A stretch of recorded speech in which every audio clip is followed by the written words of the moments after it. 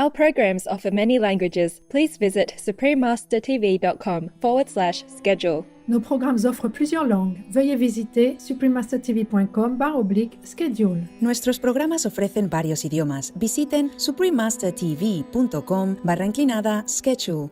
برامجنا متوفرة بالعديد من اللغات. يرجى زيارة suprememastertv.com/schedule. To me, God is truth and love. God is ethics and morality. God is fearlessness. God is a source of light and life. And yet, He is above and beyond all these. Please continue watching to find out more.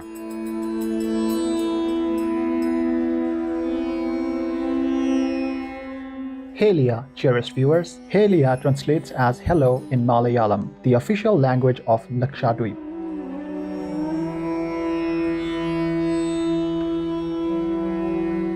My name is Arush. The creative people of Lakshadweep respect your noble choice to live a compassionate life. May Allah bless you.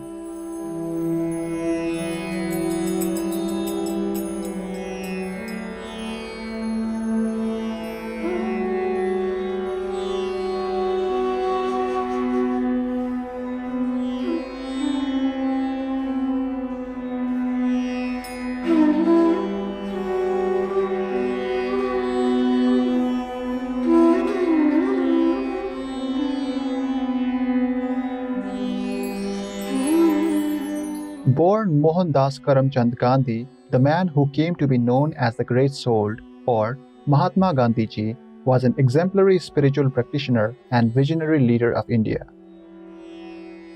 Born in 1869, this passionate servant of humanity first became a lawyer. However, he felt a different calling from within as he discovered a fervent wish to improve the lives of all people.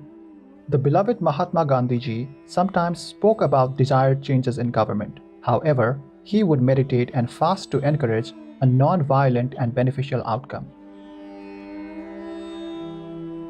He thus became an example of peaceful change for an entire country. In his book, All Men Are Brothers, Mahatma Gandhi ji humbly reflects on his own life and inner realizations as a way to illustrate the unity of our global spiritual family. In one passage, he describes faith as a divine principle within us all, regardless of religion. It is faith that steers us through stormy seas, faith that moves mountains, and faith that jumps across the ocean.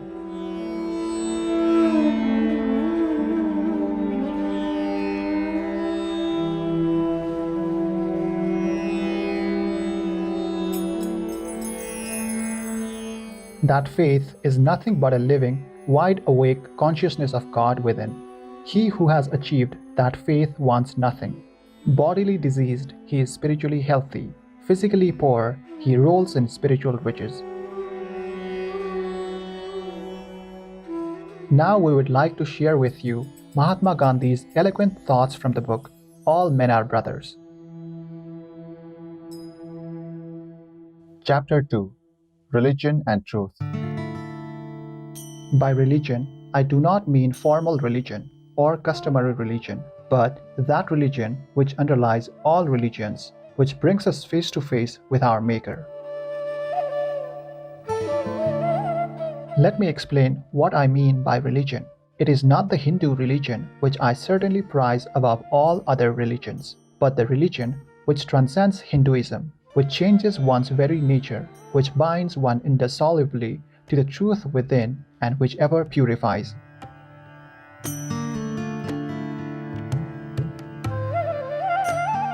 It is the permanent element in human nature which counts no cost too great in order to find full expression, and which leaves the soul utterly restless until it has found itself, known its Maker, and appreciated the true correspondence between the Maker and itself. I have not seen him, neither have I known him. I have made the world's faith in God my own, and as my faith is ineffaceable, I regard that faith as amounting to experience. However, as it may be said that to describe faith as experience is to tamper with truth, it may perhaps be more correct to say that I have no word for characterizing my belief in God. There is an indefinable mysterious power that pervades everything. I feel it, though I do not see it. It is this unseen power which makes itself felt and yet defies all proof, because it is so unlike all that I perceive through my senses.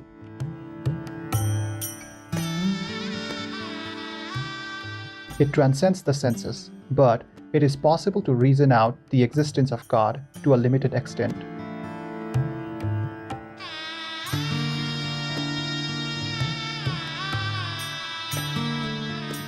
I do dimly perceive that whilst everything around me is ever changing, ever dying, there is, underlying all that change, a living power that is changeless, that holds all together, that creates, dissolves, and recreates. That informing power or spirit is God. And since nothing else I see merely through the senses can or will persist, He alone is. And is this power benevolent or malevolent? I see it as purely benevolent. For I can see that in the midst of death, life persists. In the midst of untruth, truth persists. In the midst of darkness, light persists. Hence, I gather that God is life, truth, light. He is love. He is the supreme God. I know too that I shall never know God if I do not wrestle with and against evil, even at the cost of life itself. I am fortified in the belief by my own humble and limited experience. The purer I try to become, the nearer to God I feel myself to be. How much more should I be near to Him when my faith is not a mere apology, as it is today, but has become as immovable as the Himalayas and as white and bright as the snows on their peaks. This belief in God has to be based on faith which transcends reason. Indeed, even the so-called realization has at bottom an element of faith without which it cannot be sustained. In the very nature of things, it must be so.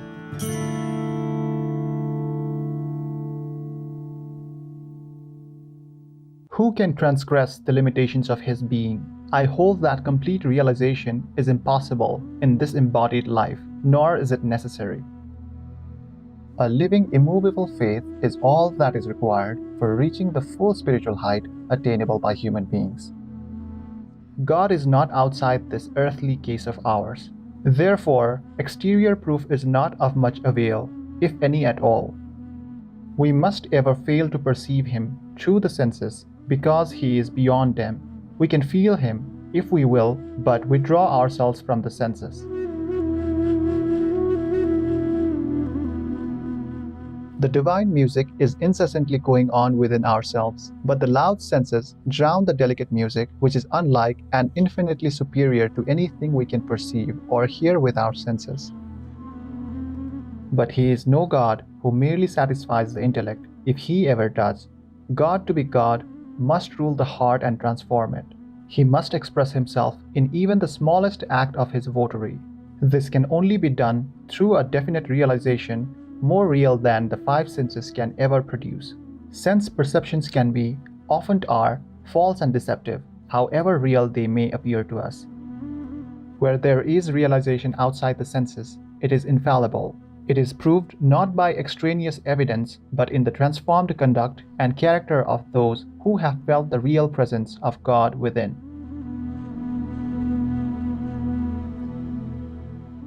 Such testimony is to be found in the experiences of an unbroken line of prophets and sages in all countries and climes. To reject this evidence is to deny oneself. To me, God is truth and love. God is ethics and morality. God is fearlessness. God is the source of light and life, and yet He is above and beyond all these. God is conscience. He is even the atheism of the atheist. He transcends speech and reason. He is a personal God to those who need His personal presence. He is embodied to those who need His touch. He is the purest essence. He simply is to those who have faith. He is all things to all men. He is in us and yet above and beyond us. He is long-suffering. He is patient, but He is also terrible. With Him, ignorance is no excuse. And withal, He is ever forgiving, for He always gives us the chance to repent. He is the greatest democrat the world knows, for he leaves us unfettered to make our own choice between evil and good. He is the greatest tyrant ever known, for he often dashes the cup from our lips and under the cover of free will leaves us a margin so wholly inadequate as to provide only mirth for himself. Therefore, Hinduism calls it all his sport. To see the universal and all-pervading spirit of truth face to face, one must be able to love the meanest of creation as oneself, and a man who aspires after that cannot afford to keep out of any field of life. That is why my devotion to truth has drawn me into the field of politics. And I can say without the slightest hesitation, and yet in all humility, that those who say that religion has nothing to do with politics do not know what religion means. Identification with everything that lives is impossible without self-purification. Without self-purification, the observance of the law of ahimsa must remain an empty dream. God can never be realized by one who is not pure of heart.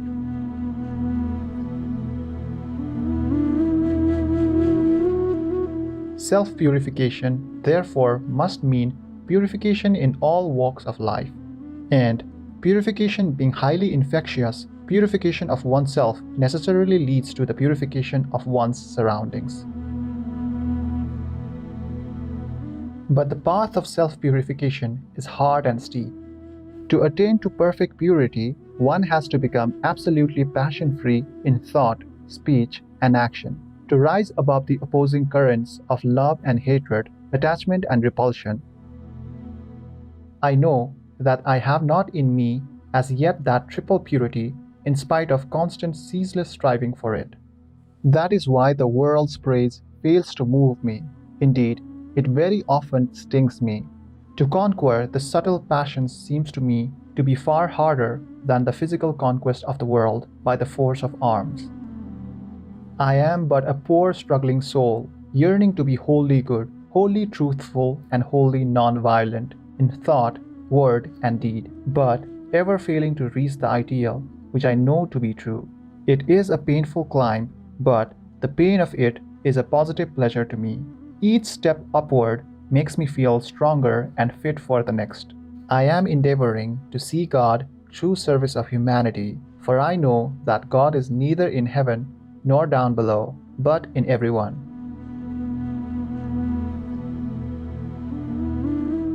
Indeed, religion should pervade every one of our actions. Here, religion does not mean sectarianism. It means a belief in ordered moral government of the universe. It is not less real because it is unseen.